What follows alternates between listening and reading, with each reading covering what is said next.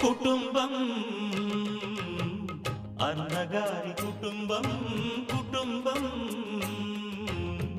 అన్నగారి కుటుంబం కుటుంబం అన్నగారి కుటుంబం కుటుంబం అన్నగారి కుటుంబం